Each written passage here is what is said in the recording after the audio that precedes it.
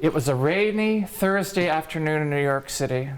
Paul Whiteman had rented the Aeolian Hall to present the experiment in modern music to prove that jazz was elegant and sophisticated enough to place in a classical recital hall.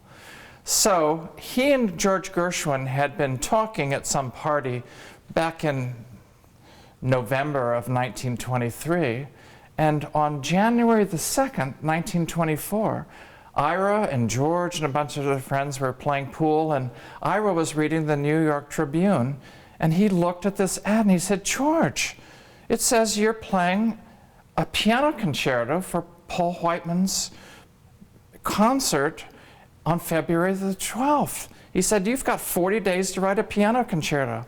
And George Gershwin said, "Oh, I can't even write a piano concerto. I don't know how to write an orchestra version."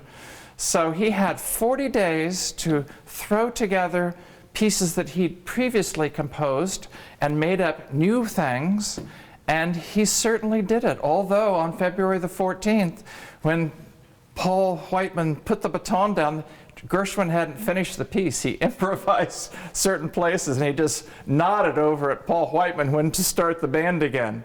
But the piece was very interesting because it was originally called the New York Rhapsody, and Ira said, "Oh, I don't like the title. There needs to be something interesting. How about Rhapsody in Blue?" He'd just gone to a Whistler exhibit at the Metropolitan Art Museum and saw these beautiful pieces. So they changed the name from New York Rhapsody to the Rhapsody in Blue. And he said, the other thing is you just don't have a beautiful theme that people can sing or whistle on the way out, because Gershwin hadn't written the United Airlines theme yet.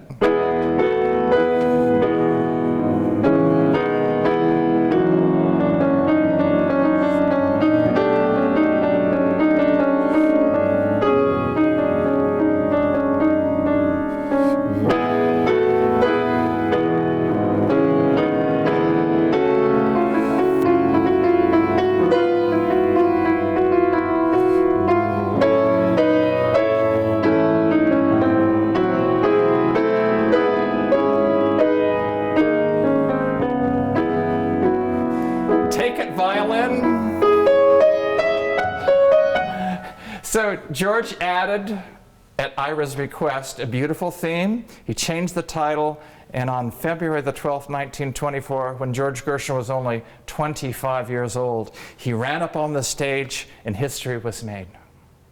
Hello, I'm Fritz Sonnichsen, president of the Falmouth Chamber Players Orchestra, and we will be having the opening of our 6th year as an orchestra, and on April 13th and 14th, we will have our concert.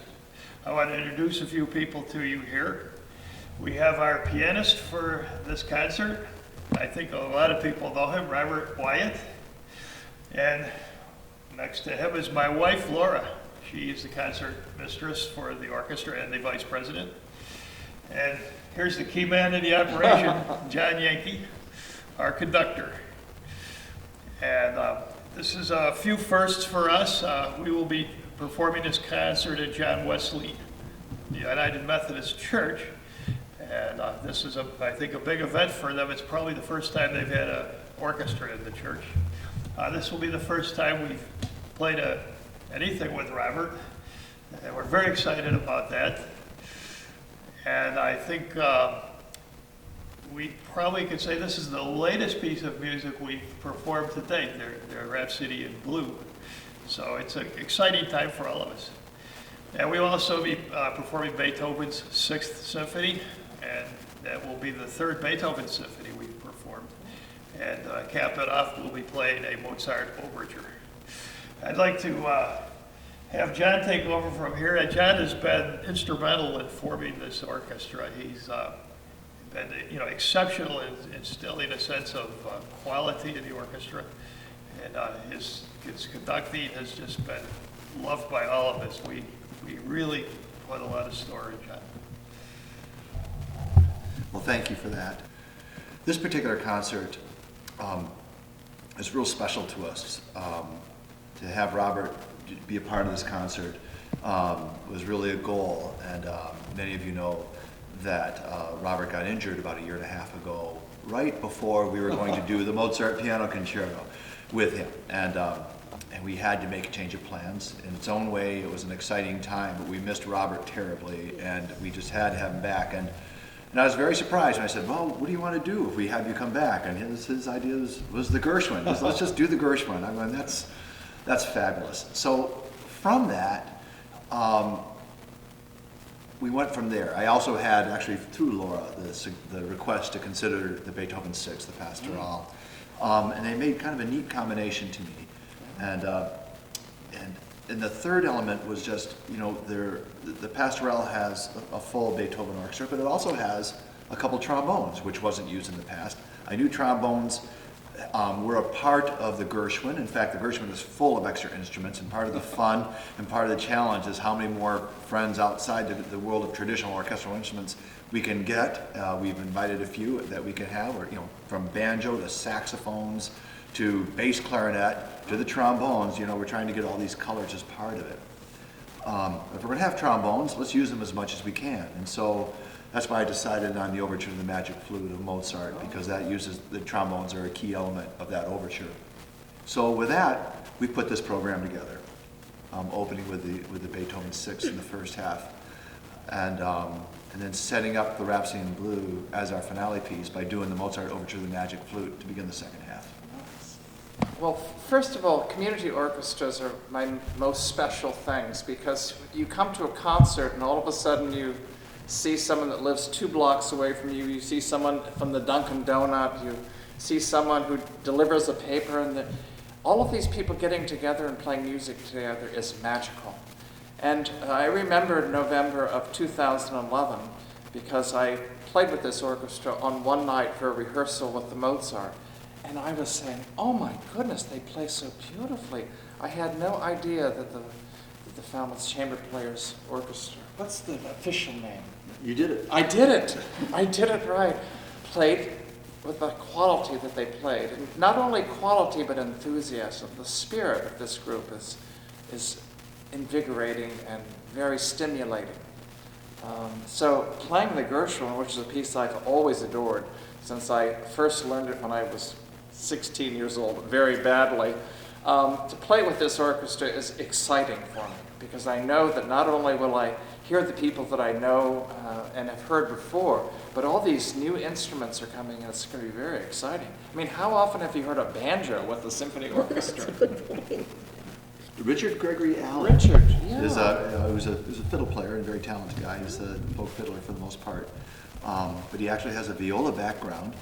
Yeah, he actually played viola in the MIT orchestra he talks about when he was in grad school.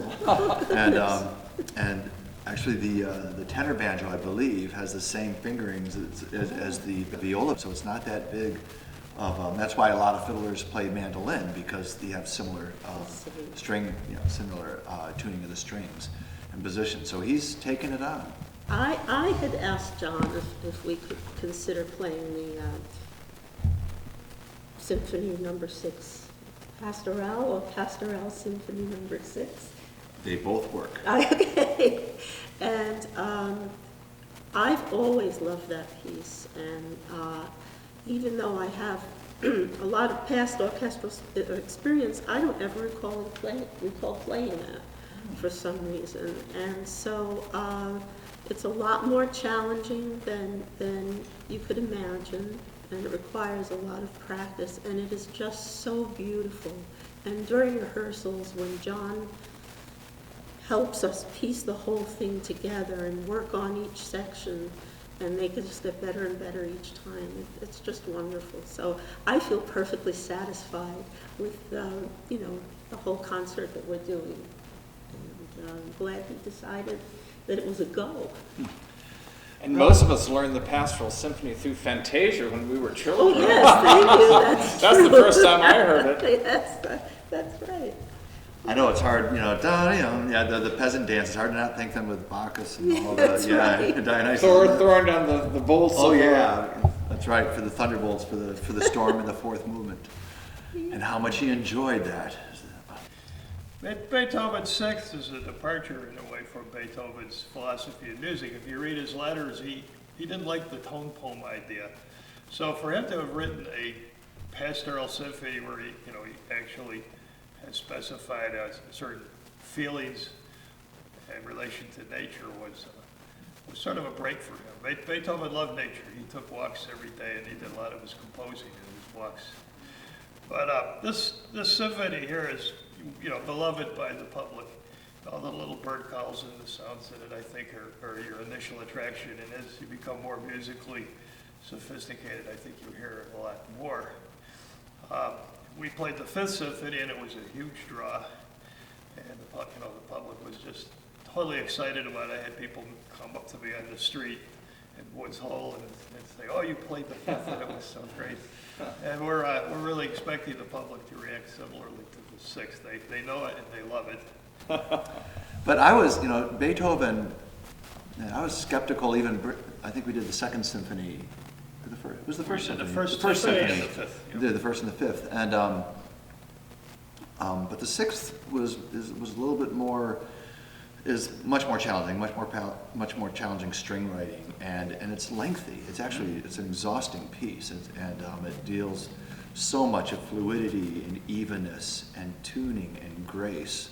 But I've decided to take it on too, because they wanted to do it, and Laura made a good case for it. And I do think that the work ethic is amazing with this group, and they really do want to take these steps and grow. And actually, just this last Thursday, I really felt a turn with that piece, because it is an intimidating piece, and we don't have huge numbers. We don't have the safety of, we have two cellos, we have a single double bass, and the double bass part is really quite groundbreaking to give all that storm effect, and so you really got to do these things with care and with real. You got to be very particular about instruction and ways to approach it as players go, because we don't have the safety of numbers. You can't just say you play this one, you play this time, and just alternate. We really have to come up with schemes and approaches to make it work dramatically, to have it fit within the player's skills and their comfort of playing with expression and with confidence. And yet, I know we're doing it. I know it's going to come along and come out the right way.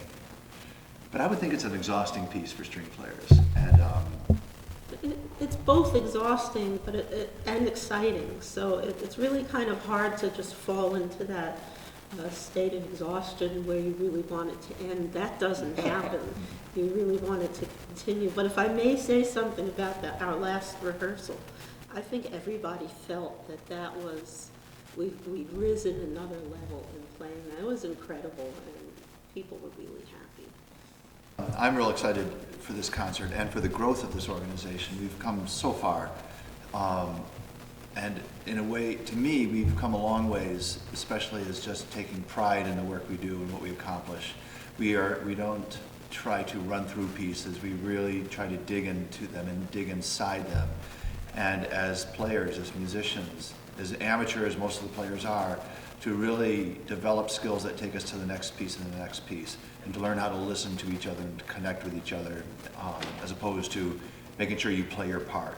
This idea of really feeling what an orchestra can be like, and really connecting with, flutes to the second violins, to the trumpets, to the first violins, to the cellos, being aware of the roles everybody plays. It makes digging into music like that and being aware and taking our time to rehearse and connect with each other, I think really builds a love and appreciation of great music and really understanding the art more and more.